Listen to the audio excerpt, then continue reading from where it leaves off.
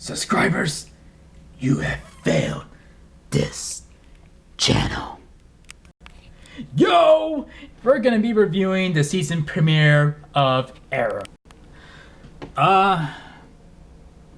It wasn't that great. I don't know. I mean, it was an okay season premiere. I mean, it didn't, nothing that spectacular really happened. I mean, the opening scene was with Oliver jogging through the suburbs like, "Hey guys, how you doing? Beautiful day, huh?" I'm still having trouble wrapping my head around Oliver Queen living that kind of life. I'm not saying he doesn't deserve that kind of life, but he is not meant for that kind of life. You know, hitting her sitting there in Felicity, you know, making him, you know, scrambled eggs and all that shit, and she's doing obviously a terrible job at it because he keeps throwing that shit in the garbage.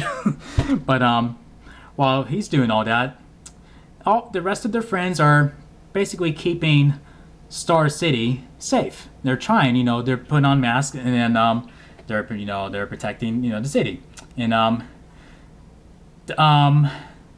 Diggle, I mean, I don't get what Diggle's helmet is. It's like he's like a black Magneto and shit. You know, like, and then you have Thea.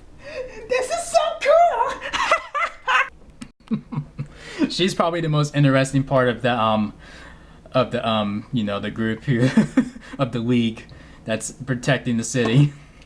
Everyone else is still in there, they're devoted and all that stuff, and then they come across this very menacing character named Damien Dark. Apparently he can make people suffocate or lose air or suffocate them just by touching their chest, and then they're like and you can also we'll get to what his other abilities are later. So Oliver's like trying to work up some kind of way to propose to Felicity, and then he's like, and he gets interrupted by their friends, and they're saying, "We need you back in the city. We need the Arrow."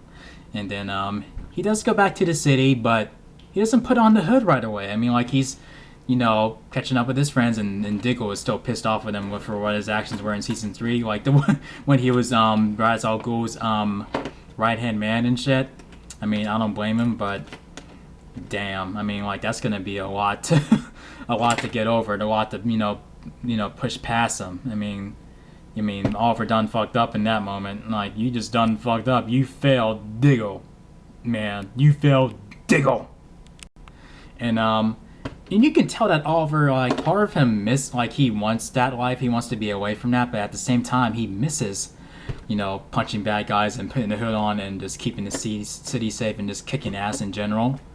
And then all in the flashbacks, they showed sort of his beginning days, like where he's starting to put on the green hood and he's starting to use the arrows and stuff, and he's still like sort of an amateur at it.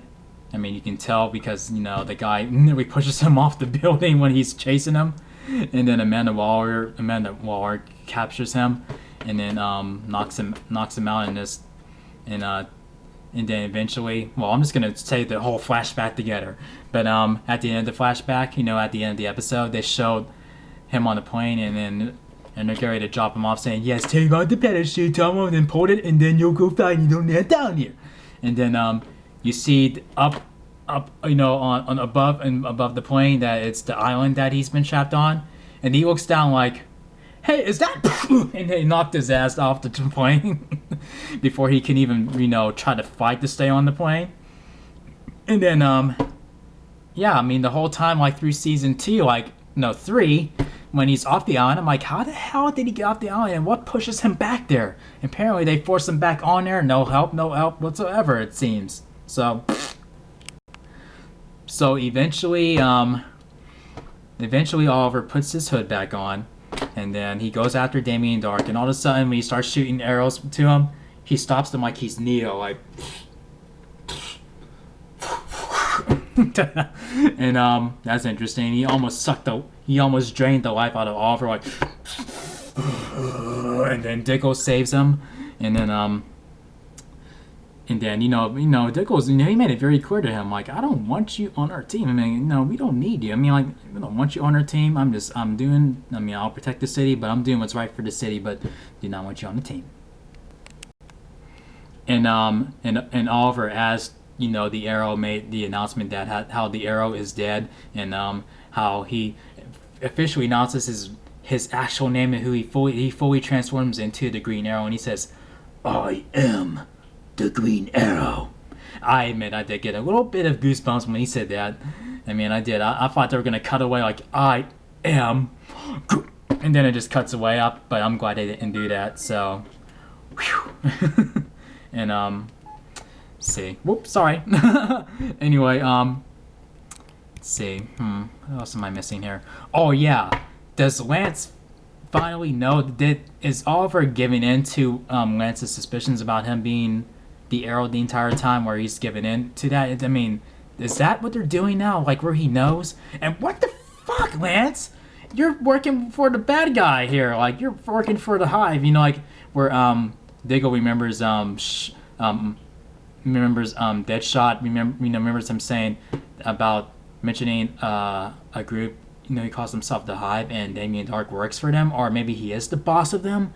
But yeah, Lance is working for them some odd reason, and it looks, but by the looks of it, he was forced. Looks like he was forced to work for them, and I guess he must. It must have been really serious for him to work for Damien Darhk.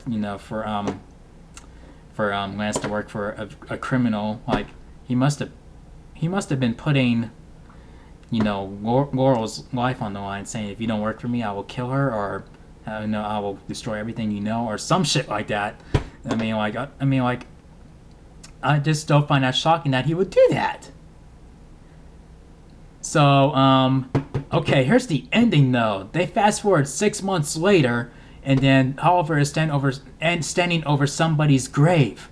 Who the fuck is that grave? Like, who is it? And then Barry shows up and says, "I'm sorry I didn't show up for the funeral." And then Oliver's saying, "I'm gonna kill him." Like, who is he talking about? Like, I mean, and then